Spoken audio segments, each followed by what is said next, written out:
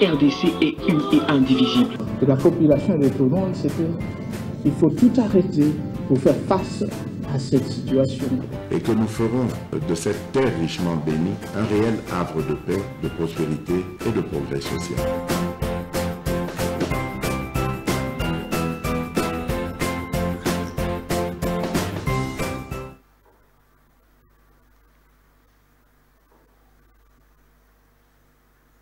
Deuxième partie, vous suivez MKB's officiel, Lelo Ezali samedi. Tozongeli, Toyebisibino qui est soké vraiment. Vous allez ko landa biso, vous demandons et loko moko senga bato mususu ba s'abonner massivement, ba partager lien ya émission, ba s'abonner, tokoma ebele surtout, botala ba vidéo na biso du début jusqu'à la fin. Pour éviter que tout ne soit mituna. Donc, vous êtes obligé à partager l'émission, à liker, à commenter. Nous sommes abonnés, merci, mais c'est un peu de temps. Luka ndenge nini ya s'abonner à la chaîne Nabiso à travers le canal Nayo. Tu peux le faire en invitant 2, 3, 4, 5 personnes. En tout cas, vous s'abonner à MKB's officiel, bolingi boyeba information en temps réel en République démocratique du Congo. Si vous voulez le faire, ne ratez pas tous les numéros de MKB's. Ce qui est vrai, Makamboya campagne électorale, Tobando de la plus bas résultat, et Zubiso Tango Molaï, mais là, Tozongi en force, Tozali Kosale la Bino Moussala. Ndenge bo elongo bani alors pote tozo makasi wana ya koyaka epai na bino mikolo nyonso tozo senga bino eloko se moko partager lien ya émission oyo na bande komosusu osenga bango vraiment ba s'abonner ba liker ba commenter et kozala vraiment une très bonne chose et cela aussi nous donnera la force. Il y a bisope to la mukakana tongo to loka ndenge nini tokosala mo osala mais quand je regarde le nombre d'abonnés 70 400 et quelques 2 ans en route maintenant pour atteindre les cap il y a 80 000 il faut le faire avec vous je pense que nakoki ko douter ata à mon côté oui tokobeta masolo ba évêque catholique ya Burundi, ya Rwanda, ya Uganda, baza awa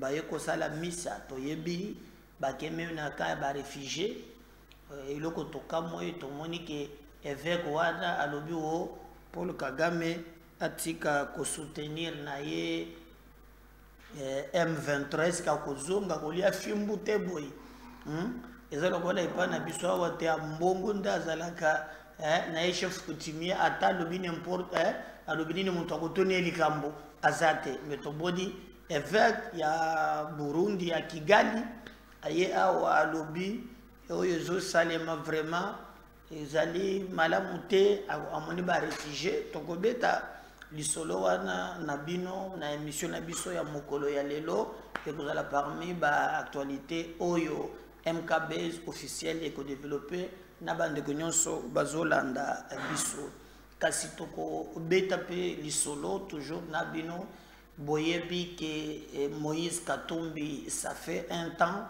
azalaki silence sima ya kotinda mototo bengi mwando simba kosala ba déclaration mais yana ba audio effrité toujours ndenge salamaki na tango ya Salomo Kalenda Iskadela oyebi bazwaki ba téléphone na ye alors plan ya déstabilisation pour créer marche en tout cas esalema ezate kala mingi te boyoka ki même Laurent Onyemba oyazali avocat ya Cherubin Okende a saisi ça qui ba zuzi pona kolo mais il ne comprend pas pourquoi zoto ya Cherubin Okende et ezali tisikoyo alors qu'est-ce qui se passe au juste makambo ezali moi mingi menangambo mususu toyoki ke bazali kosala plan moko si cette fois-ci marche de kosimba na capitalité esengeli basala yango na Lubumbashi. Souvent pour être opposition à vivre na sit-in, na ba marche, na ba meeting. Monsieur, vous constatez beaucoup que même les journalistes qui ont soutenir bango baza un peu décis na ba activité oyo opposition à Bengaki, mais na kotala ndenge esali vraiment bazali ko regretter mingi. Alors toko kende wapi le chemin au bango bazui est-ce que ekoko matina suka toko beta pe lisolo na likambo owana. Lisolo aussi ezali 19 députés nan kutuba CGT ba décidé balongwa na FDC allié ya Modeste Bati Lukwebo sur le 35 tokoki koloba ke bati kotikala na 16 parce que 19 députés balongwe na parti na ye ba mususu bakoyi soki 7 wapi selon le communiqué comme les biso ka boni 775 donc obiki bati le gomna de salier bazui siège ya Medar Kankolongo na Lukunga bapesa kineve na ye Emmanuel Bahati baseme oyo azalaki na 212 voix au détriment de celui qui avait au-delà de 4000 voix. C'est révoltant peu et zali likambo ya kokamo tokobeta masolo nyonso wana mokolo ya lelo kasi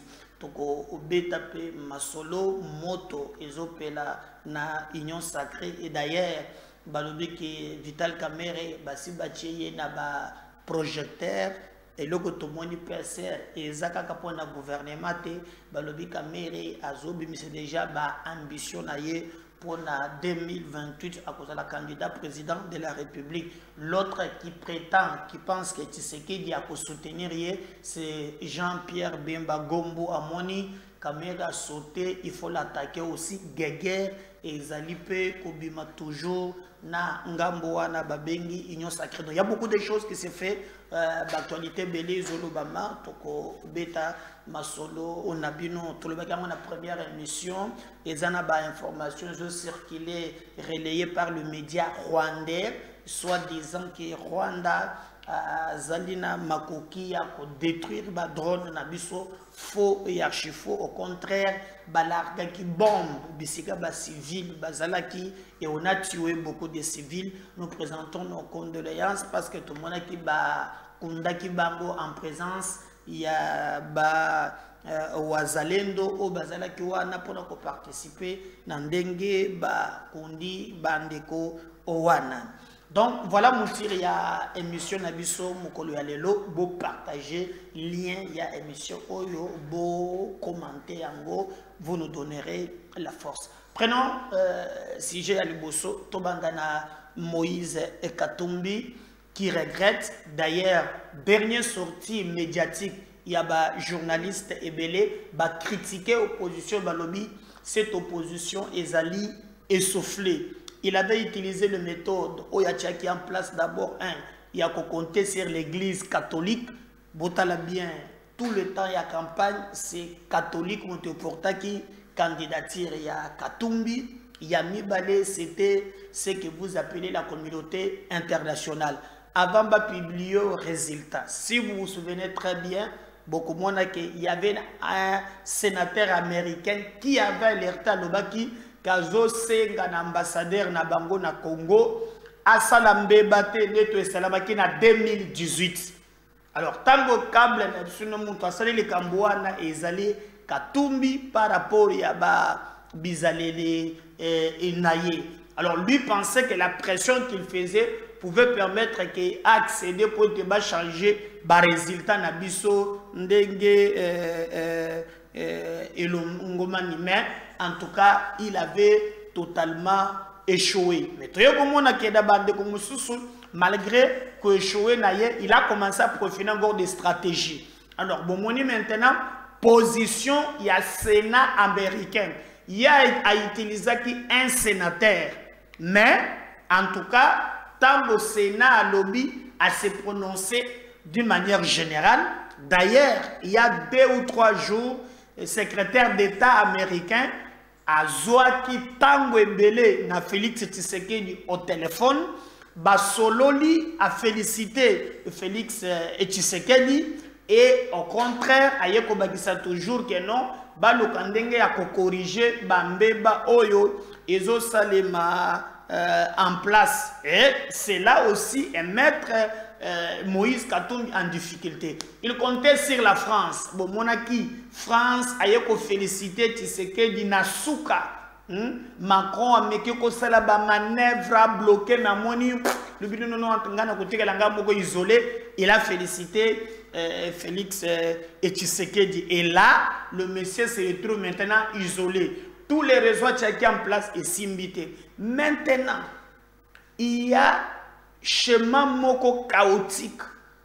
Oh, il y a utilisé selon l'information que Zanango. Comme il a échoué lamentablement en 2023, il compte revenir en 2028. Et selon les informations, l'Union sacrée et Kopanzana, il y a une agitation, il y a un plan derrière ça. Alors, il y a déjà parti à 2025, 2026, Aza déjà en contact avec comme la Cour constitutionnelle essaie de trancher déjà que nous avons postulé, donc il n'y a pas si exacté. Et vous allez constater, le mandat le plus politique, c'est ce mandat. Le mandat Oyo, ce qui te sait que a talibienté, comme un jeu politique. Nous risquons de parler développement mouké. Mais petit, il y a des politiciens alors nous vous demandons vraiment d'être très vigilants par rapport à Makambo Ndenge et Kozalela. Et c'est là aussi et qu'on peut s'abisso makasi pour être bisoto kende musika. Sinon pas, na kota la Ndenge Makambo Zaleli et Kozale un peu moins très compliqué. Mwando Simba. Oyazali bras droit naïe. Souvenez-vous quand il a attaqué Makambo Yaba Kassayen, mais vous avez vu que Katumbi a tweeté pour la Golobakeno, osa brave, Kobanga na yote, Ngai naza sima na yo continue jusqu'au bout. Et là wana oyo balobaki, ce qui vous allez très bien, cet élan de nous diviser, ils ont simba les sous-soutés. Ils ont simba les sous-soutés. Alors, j'ai vu les gens s'attaquer dernièrement. Est-ce que Bolandela qui Makambo Israël à Lobaki ou les Makina se passe?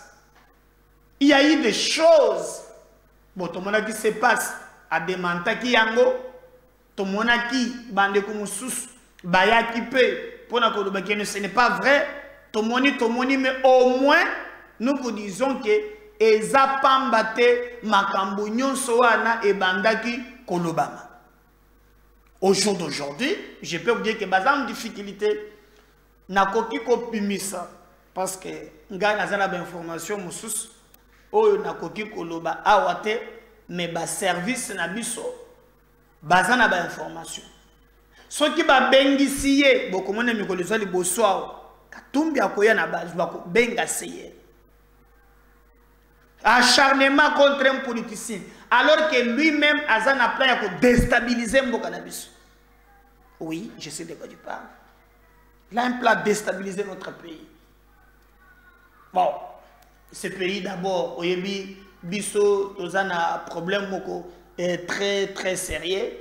Hein? Et bah, Congolais, souvent la plupart, hein, bah, Zalaka, n'a pas une position fixe.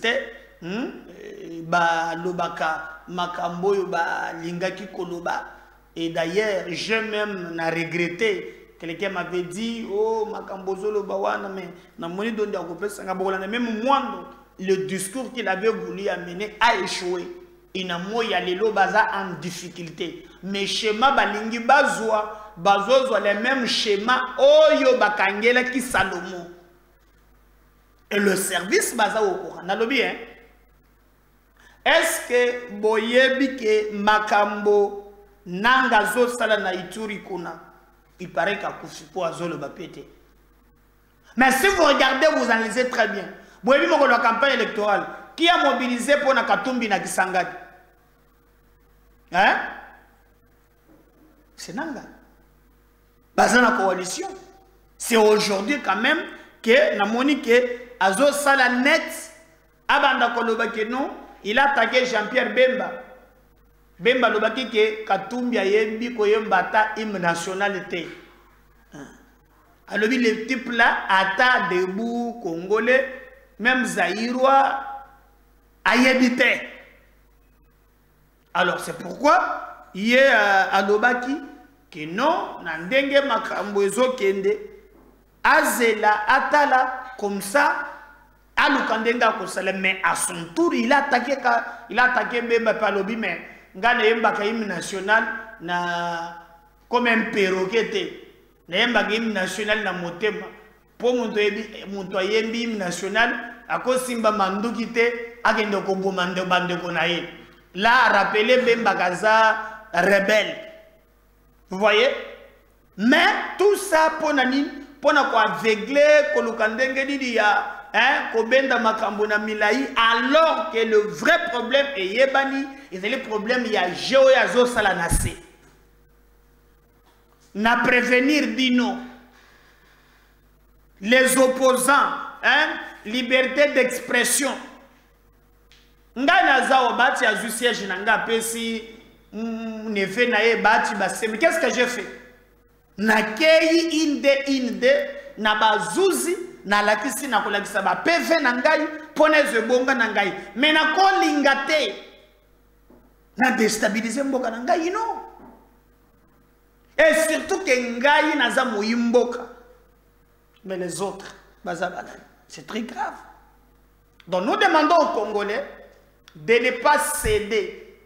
Il y a Kolingate, Kokota, Naja Yaba ennemi. Diviser pour mieux régner.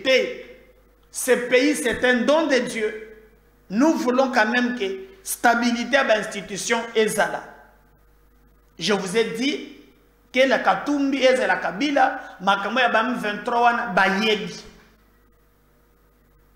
Pour quand Museveni nous avait alerté ici sur ce que Kabila fait, bon je m'a quitté. Mais on a bimi en Afrique du Sud, Moutou Polele, Mandefo Ebele a commis professeur. Donc ce pays, nous devons faire beaucoup d'attention, surtout dans le moment où nous allons pousser na malembe, potokoma na bakalikili à politiciens, et vous allez être très grave. Donc moi je demande nos services et nous les félicitons. Bakende Pinasuka to vivre moi stabilité oyo. Et moi j'avais dit, nous avons une mission mingi na président atikate ko s'emporter na distraction ya bato bazali ko kabona na union sacrée pour des positionnements personnels, mais à l'occasion lengenini akoki ko sala qu'à se positionner pour être ba congolais ba voter à côté na histoire. Je dirais na bande ko nyonso bazoka lisake bako jouer jeu ya ko déstabiliser mboka na biso ko tia ba bibembe boy na boye ko yeba ke bomo ya mutu eza sacré. Muto ya zotinda yo sima wana azana mwana azana bande konaye la plupart bana bango baza awate. On sait quand ça commence, mais on ne sait pas quand ça termine. Le Congo est ali très important que nos petits intérêts. C'est pourquoi tout ça là est fort. Bino bande koyo boza sima yaba paya pour déstabiliser le Congo, en tout cas na lingi bobima. Toza les seuls pays au monde où moni soldat monto gérer fidélité pour abattre la mboka soldat qui ndako teka mundu ki na Rwandais. Chose grave, même bateni oyo basumbi na mbongo ya contribuable à congolais. Au comment soit les généraux bakeko teka la ngoba Rwandais. Ce qu'on est mitonien. Pourquoi nous sommes pas l'utilité de Rwandais? Jamais. Un Rwandais à côté de un Rwandais. Nalobaki na première émission. Tango Kagame atenda que Bosco Tanganda ao pour boma ba Congolais. Est-ce que moni Bosco Tanganda ko trahir jamais? Malgré nakolobi naza rwandais, nasamba na Kinyarwanda. Mais pas un Congolais. Regarde comment il y a un complot contre la République, mais bato owana nde baza sima. Même pour trahir mboka na bango baza sima. Pourvu que yazala bien. Alors il est coquille, à un certain moment, tout un patriotisme. Donc nous vous disons seulement qu'il doit retenir que Katumbi prépare quelque chose, na boyko de baleba service na biso. Baza au courant et beaucoup moins que na mikolo ezali ko ya bakozala confondi na schéma wana. Bravo na bande ko na biso nyonso ozali na Lubumbashi boko CDT na message il y a un étranger. Au contraire, il faut tout consolider. Na monaki ba image moko ba la kisakinga mukolo na soki na quartier ni ba bimisi papa moko na mama moko na bana na ibabwa ki ba na libanda o po boza baluba. Alors, biloko wana bato bazo manipuler biso baza ba étranger. Il faut éviter ça parce que ce pays nous appartient. Biso toza ao bato so baza na bamboka 3 ou 4. Bolanda ki Théodore Ngoyi makambo lobaki. Moi naza na Zambie akatumbi. Aza Zambie de père et de mère. Parce que yo tongana yo tozaka kana Congo tokoboma na pona nini. Na moni ko tubando so batendela nga voice olinde ko meda otiki ko dénoncer ba projet belé oyo linga ke salema na Katanga o simba kite parce que ceux qui tozali ko alerter bandaki koloba tendeko na zalaki un peu trop occupé bati ayibinga nde ibonga bapesi neve ibonga ekei nde nazangi na bituma na cour constitutionnelle mais zateke na tiki bitumba ngai nazobunda. Non, le Congo ezali vraiment mboka na biso et tozana obligation sans faille ya ko défendre yango sans complaisance ni faux fouillant. Donc nous allons par exemple suivre tala message oyo bandaki ko préparer ba Congolais. Dieu merci, ça n'a pas marché, ba Congolais batikali droit dans ses bottes et je me suis toujours posé la question pourquoi Tilelo ndeko oyo bazo préparer deuxième coup. Premier coup, tala makambo balobaki nde ba préparaki bato me batikala ata mokolo mokote ko inquiéter e bango mwando liboso ya ba Katange. Voilà ce qu'il cherchait.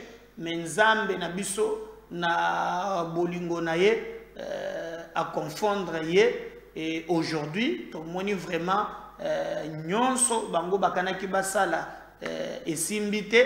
Alors si tu as le langage na dondi, tu as la technique, tu on revient juste après. Tout est en province. Kama on a des pères et des mères, Watangalika, tu as nini qui t'a la Congo, tu peux dire qu'on a des pères et des mères, pour qui tu as Tangalika. Tu es dans la province, tu es en ville. Tu as nini, ouais, on a des pères et des mères, Watangalika. Où tu as dirigé Kalemi. Tout à mon ville, tu as un territoire. Tu as mis, où tu as administrateur des territoires, à on a des pères et des mères, où est le territoire. Tout à mon territoire, tu as une collectivité. Tu as mis, où tu as chef, à on a des pères et des mères, où est la collectivité. Tout à mon collectivité, tu as une localité. Ça, pas de bon, c'est tout à fait. Bataleta vita leo si mungu nasikia na tunasikia vya mingi kukatanga biana beko hapa basi dita ba mingi kama Moïse ana kandida biana mingi bakatanga basha kusema katanga wakapika sio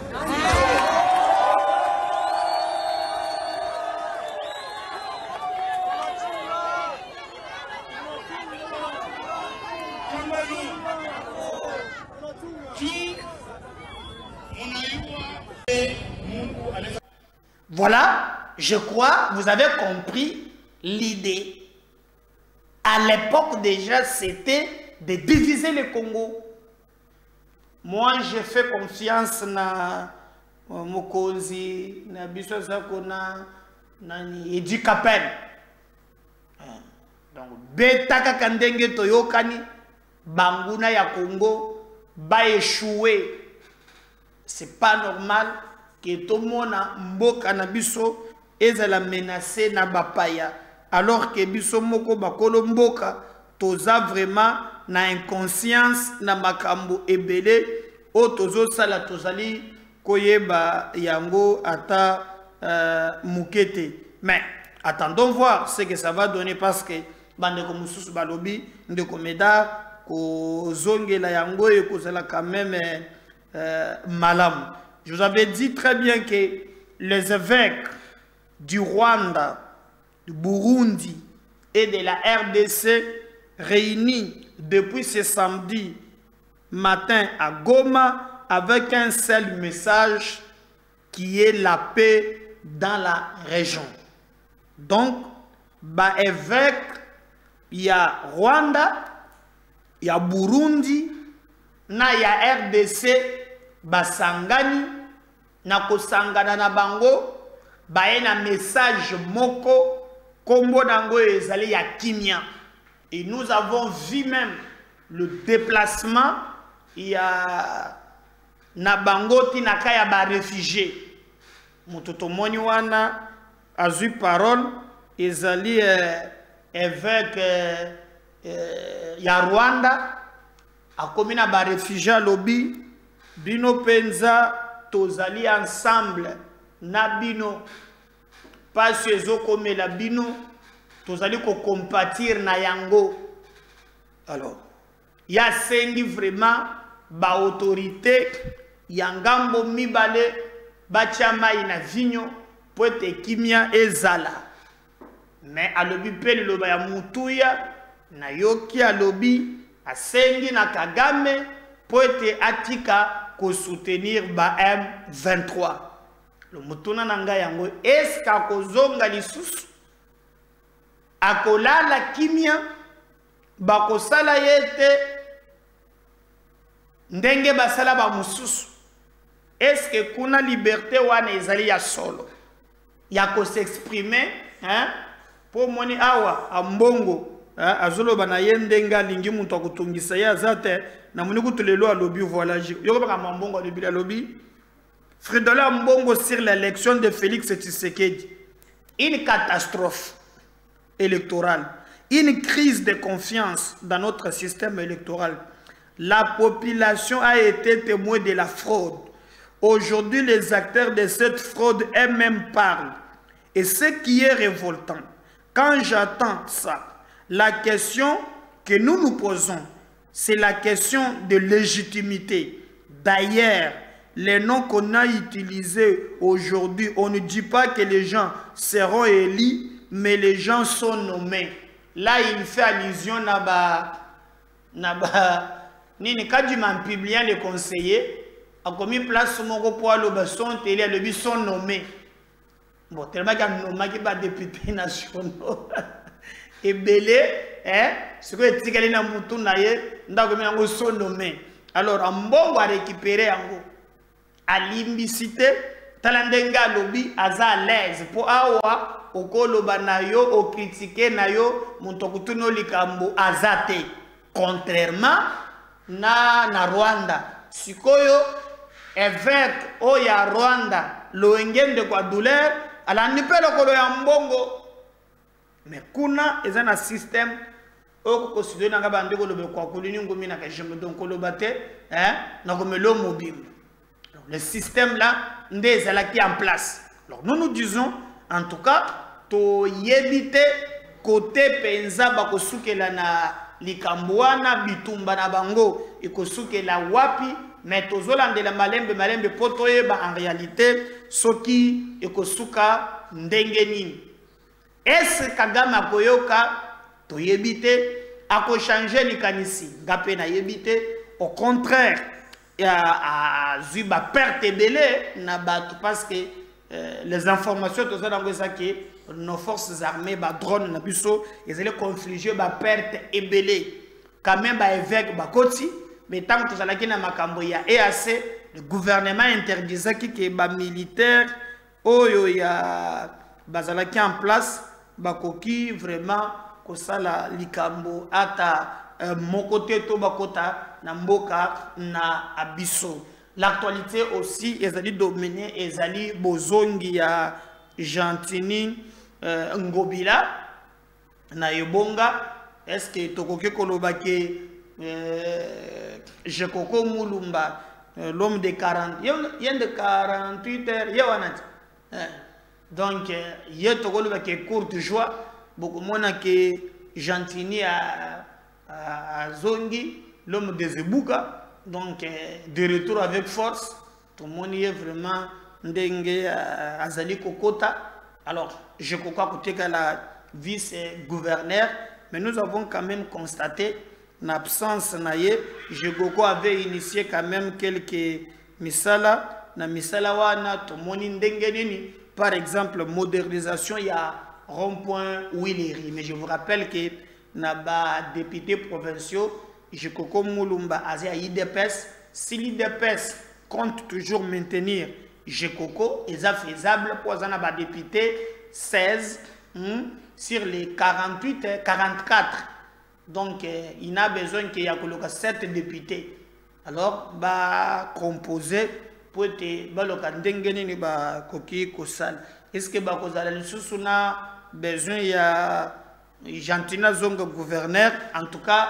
On a le bilan na yebi penza penzate, mais Gentini a sa deuxième force en termes de députés provinciaux à na Kinshasa. Attendons voir ce que ça va donner. Na mikolo ezali ikoya, mais quand même suivant ce que je crois tiré ko sala en absence il y a Gentini Ngobila. L'autorité de la ville de Kinshasa, son excellence, monsieur le gouverneur, est ici pour le travail extraordinaire qui a été fait. Nous, en tant que président des notables de la commune de Lingouala, nous sommes très reconnaissants. C'est la première surprise de 2004. 2024, c'est-à-dire sur le plan local, mais nous savons tous que sur le plan national, c'était la grande événement que nous avons vécu, notamment de l'investiture du chef de l'État, son excellence Antoine Tshisekedi. Nous, les enfants de Lingouala, nous les natifs de Lingouala, nous rendons un vibrant hommage au président de la République, son excellence Félix Antoine Tshisekedi, pour cette grande réalisation à travers le gouverneur de la ville-province de Kinshasa. Je manque de mots parce que là je retrouve mon enfance, ici, mon enfance. Voilà ce qu'était effectivement ici, voilà ce qu'était le rond-point Willery. Il reste encore des petites choses ajoutées par-ci par-là, mais la beauté de cet espace. Et cet espace était devenu inquiétant. Moi personnellement, j'habite ici sur Niamoué, je ne passais plus par ici parce que pour moi c'est un guet-apens. Cet endroit tel qu'il a été laissé, il a fait partir aussi beaucoup de vies humaines par des accidents de circulation. C'est comme si on vous demandait de traverser le fleuve Congo à la nage ici. Passer d'un bout à l'autre ici, c'était un défi. Même en véhicule, je ne sais pas parce que chacun venait dans sa direction. Vous savez, c'est le seul rond-point de la République démocratique du Congo où on trouve autant d'avenirs. Nous pouvons les compter ensemble. Galembelembe, 1. Niangwe, avec ses 2 points, ça fait 3. Willery, ça fait 2 points, ça fait combien? 5. Kinshasa, Kabamba, ça fait 2 entrées, ça fait combien? 7. On prend les 2 autres qui sont là-bas. Bien de l'autre côté, ça fait 9 avenues. Pour trouver mieux, c'est le rond-point Arc de Triomphe à Paris.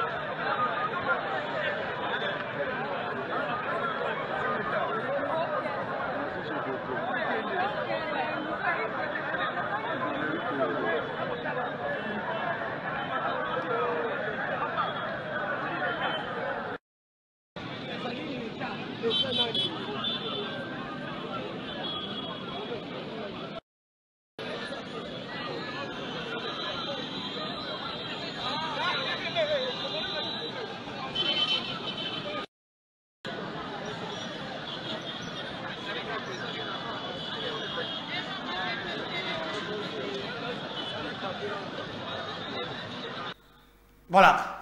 J'espère qu'il y a un Bolandi, on ne sait pas comment Ekosuka, mais nous, on regarde quand même cela de près. N'oubliez pas de partager ces liens et de vous abonner. Sengaba Tomosusuba, à la peu près, Bozala Ebele, Tozongi, Boïbsa Bango tous les jours, Tozawara. Merci. Bye.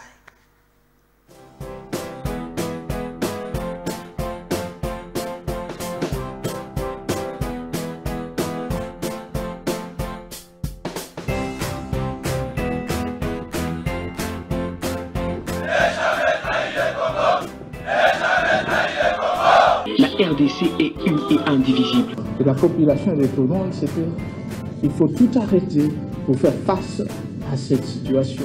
Et que nous ferons de cette terre richement bénie un réel havre de paix, de prospérité et de progrès social.